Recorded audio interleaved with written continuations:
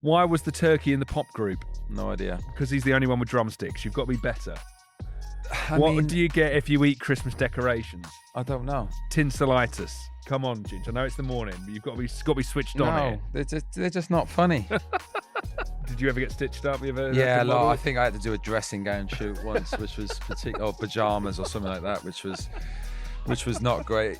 Looking like me, I didn't get asked to do a lot of commercial photo shoots, let me tell you. Ho, ho, ho, and welcome to Ironcast. It's an Ask Ginge Christmas special. And Ginge, just before we started, you said you don't like Christmas. And then before that, you said we're recording this in the morning, you had a chicken Caesar wrap for breakfast. Yeah, do you live in an upside down world? I think I do. I think, not I don't like Christmas. I think as a player, you're sort of not in the Christmas spirit as much as everyone else because you're training, you're playing, there's games. You normally play Boxing Day and then there's a game in between Christmas and New Year. So as a footballer, Christmas is a very, very funny time. Yeah, I actually think it's one of there's not many bad things about, I think, being a professional footballer, but the Christmas schedule is one of them. You train Christmas Day. So obviously, as I got older, I had kids and all that. So you sort of can't get in the spirit as much as everyone else because you know at some point at Christmas Day you've got to go training. In Boxing Days, what would you do if we West Ham are playing away on a Boxing Day? Are you going? You'd normally sort of the different managers have different things, but you'd normally train probably late afternoon, and then if you was away, you'd be straight on the bus and travel up and stay overnight, obviously for the game on Boxing Day. Oh man! So when you look everyone's on the booze and eating, and we're in training. So what do you make of our Christmas schedule this year? If we're playing on the 23rd, the 28th, was Christmas off? Yeah, it is. It's nice. They probably, thinking about the time of the games, they probably will have Christmas Day off, which is unheard of as a footballer, like I said, because you're in training and sort of getting ready for games. So, yeah, I haven't got to get booked or suspended. And you're sat here in a lovely West Ham Yeah, I'm Christmas. not a big fan. I'm forever blowing baubles. A wonderful bit of business from the Christmas jumper department at West Ham. I actually think you look all right in that. Thank you very much. Better than my normal gear, so I'll take it. I love, one of my favourite things around Christmas time is the West Ham catalogue.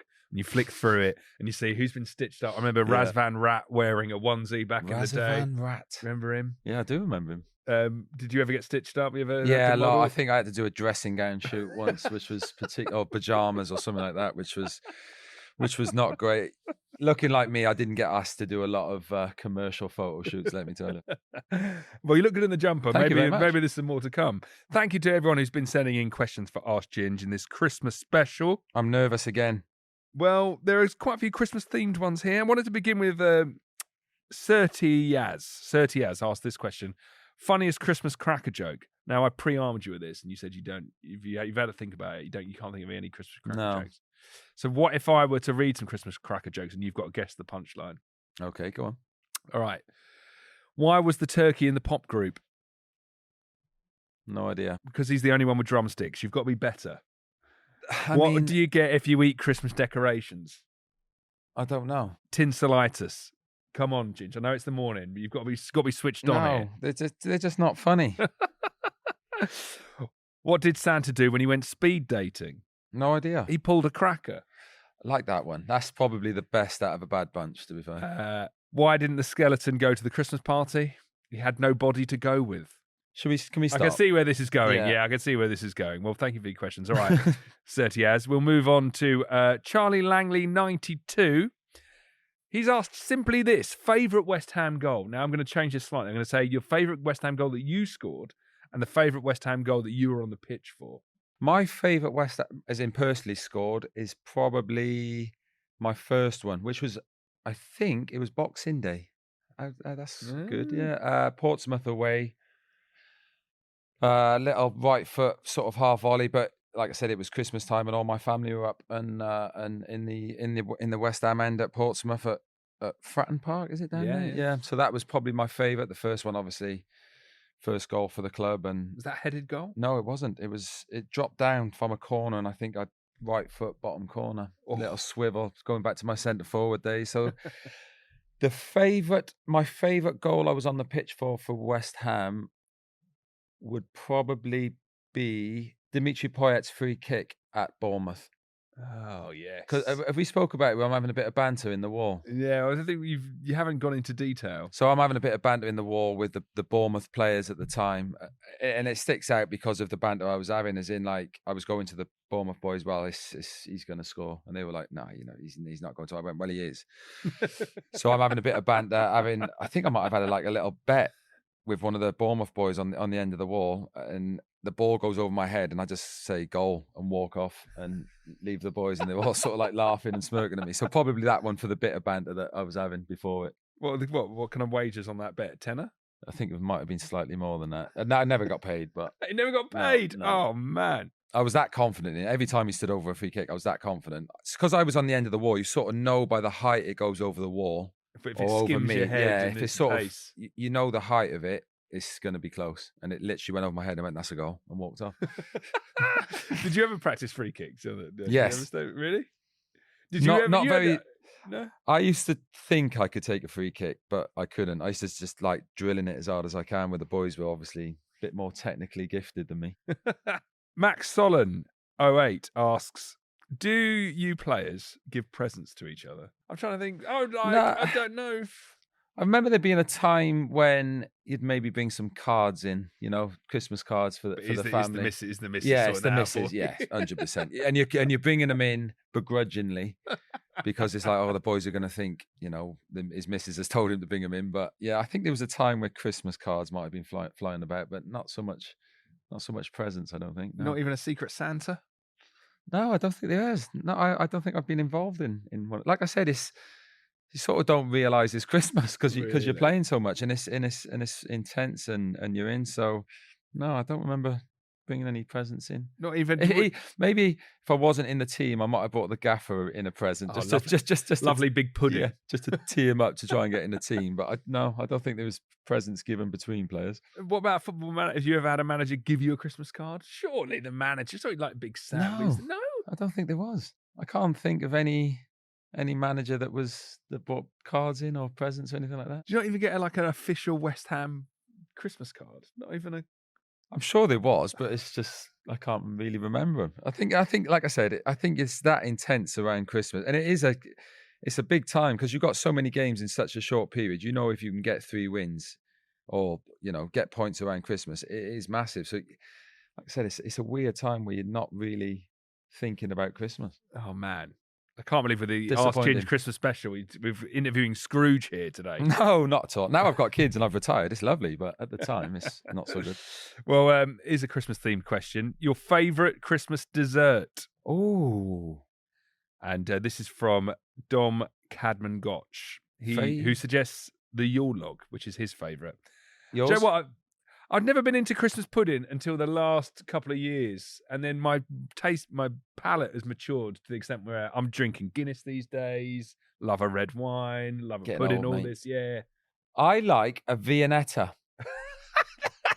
Not a Christmas thing. Is it not a Christmas thing? I feel like it must have been a Christmas thing where I grew up because it was special. We used to get it at Christmas. You were the most 80s Newport man I think I've ever met. Viennetta. I'd go for mint. Yeah. Even that feels a little bit controversial, but maybe it's because of, like I said, where I was from. But it seemed like we always had Viennetta only at Christmas. I don't even know if you can still buy Viennetta. You can. You can. Trust me. You getting Viennetta? There is a Viennetta about. Man, I think we might have had one in the house last week. Actually, Viennetta last week. Yeah. Blimey, I haven't seen a Viennetta in the wild since the 90s. No, I didn't even realise they're still going. They're out there. My general favourite Christmas pudding is sticky toffee pudding. But what with though? Custard. Yeah, custard all day Standard. long. That is the correct answer. Rowless _GLG says, "Can I have a Packatash t-shirt?" but I wanted to ask, do your kids ever ask for like first team? Yeah, my 2 boys are big West Ham fans. So I'm lucky enough. I'm still in and around the club, so we sort of go down after game days and they see the boys. But yeah, I was with Nobes the weekend actually, and he brought me a few bits in to give to the boys. So what do they ask for? Shirts. My son boots. Boots. Yeah. What's the boots? Like when he asks for them, you think he'd keep them, but he doesn't. He wears them and plays rugby in them. So I think it's just generally after 3 boots. It's not like because there's a player or someone's boots. He's generally after 3 boots. So Yeah, now my boys, they love it. They're West Ham mad. Whose boots has he got? A pair of Nobeses. Oh, wow. Crezzies, I think he's got at the minute, but yeah, he's just doesn't keep them. Like you think Yeah. they'd be on the side and show his mates. He generally plays rugby in them. Are they boys got any signed shirts? Yeah, a couple all over. It's a couple of mine from when I was playing swapping. And You're not giving that a Christmas present, are you? no. That's just yeah. There's I got some good ones. Gareth Bale, Aaron Ramsey ones, Nobes one, Declan Rice one, which is up and around the house. So yeah, anything, like I said, anything West Ham, they're absolutely mad for it. Well, who was the best player you swapped a shirt with? There's been a big debate about this. Best recently. player I swapped shirts with. Is there a shirt swap you've got that you're most proud of? I Be it would for say Wales or Alan West Ham? Shearer, probably. Wow. Alan Shearer. Got an Alan Shearer Newcastle shirt, which obviously highest scorer in the Premier League. So that was a good one. Suarez. Oh, Got yeah. Ronaldo.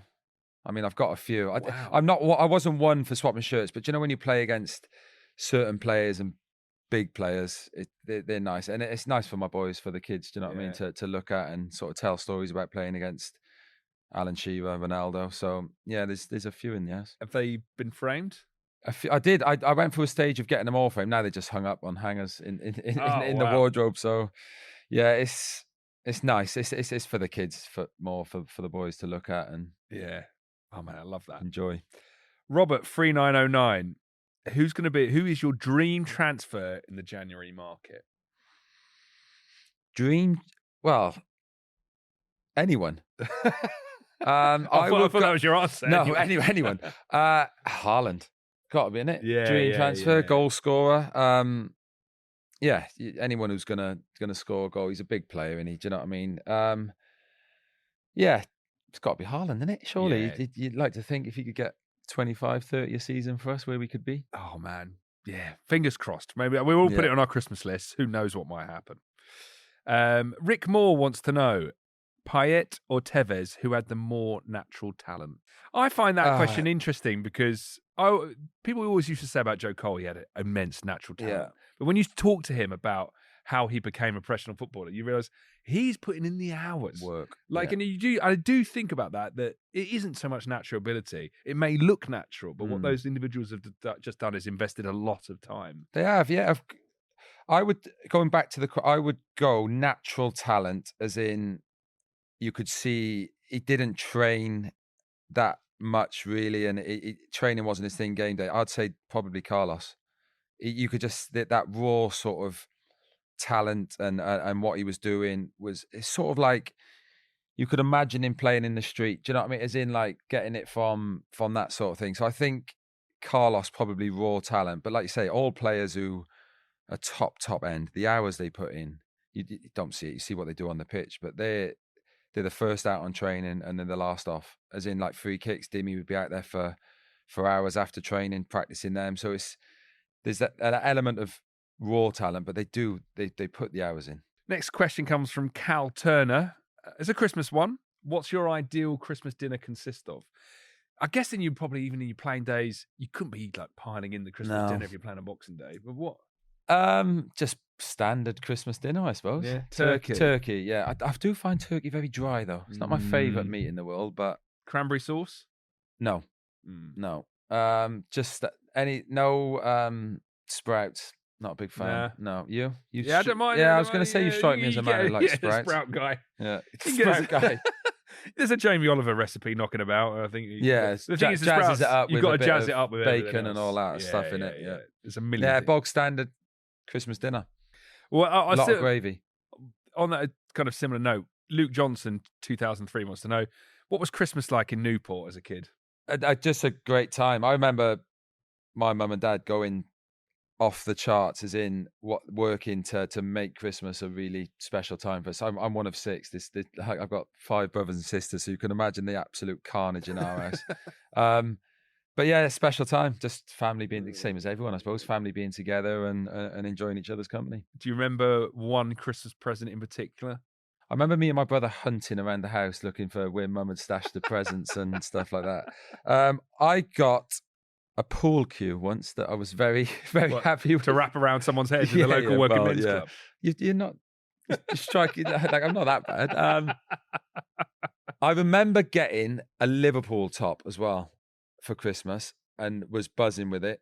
And I ironed it on Boxing Day and Oh burned a hole in the no! arm of it. And I was Oh devastated, no! but kept wearing it with the hole in the arm, like under there, big burn mark from the iron. And yeah, good times. Oh The man! family being together. F Hill 1234 wants to know your best Christmas party with West Ham. Can you? Oh, I mean, I think you had so many famous West Ham Christmas yeah. parties in the era. Some of which were in the press, some of which weren't. The fancy dress ones were always the best. And who was leading that? Kev Nolan. I think it was Kev. Yeah, Kev used to take us to Dublin. We used to have a good fun in Dublin. I remember doing one when we had to dress as sports people, and I went as a lady tennis player. one of my favourites. I think that might have been Lucas Neal, but Kev was big on the Christmas party, and it sort of died out a little bit now. I don't know if the boys still do it, but everyone would be there as well. It wasn't like three of us, like you say you're having a Christmas do and three boys would turn up. Every single person was on Kev's Christmas do's. Oh man, Dublin. Oh, great characters there as well. Yeah, Big Andy Christmas Carroll. do, Dublin, all day Sunday. Impressive amount of fun had. Would Sam wouldn't go with you? You know, like No. He was all up for that. Like Sam was brilliant because he had let you do it and he got it as long as there wasn't any trouble or anything like that. Do you know what I mean? Or it got in the papers that there had been trouble. So that was good about Sam and Kev though. Sam trusted Kev to make sure it was all good and sort of trusted the boys to go out and have a good time. But yeah, some eventful times in Dublin. Last question comes from Kieran Bennett 92. You've kind of answered this, but how did you cope with so many festive fixtures? But you look at this, the fixtures for West Ham have now 23rd, 28th, Christmas off basically these days today. They just can't believe their luck. It's intense, and like I mentioned earlier on in the episode, it is a crucial time because you've got so many games in such a small period of time. It's intense. You're in, like I said, you're in training Christmas Day. You haven't really got time to be around your family, but you're a footballer. You come in and sort of you do get normally, New Year's Eve you'd sort of be with your family, but the Christmas period is a strange time as a footballer because where everyone else is out celebrating, you are really focused on doing the job. Yeah. And they're introducing this season a Christmas Eve fixture. And I know some fan supporters groups aren't necessarily up for that, but I think as a fan, quite nice. I'd rather it was Christmas Eve than Boxing Day. Yeah, I think if it's a lunchtime kickoff on a Christmas Eve, go to the game, have a beer. Yeah, go set Christmas up nicely. 3 points. Yeah, perfect. Yeah, jobs are good. West Ham kick off their Christmas period on the 23rd of December at home against Manchester United.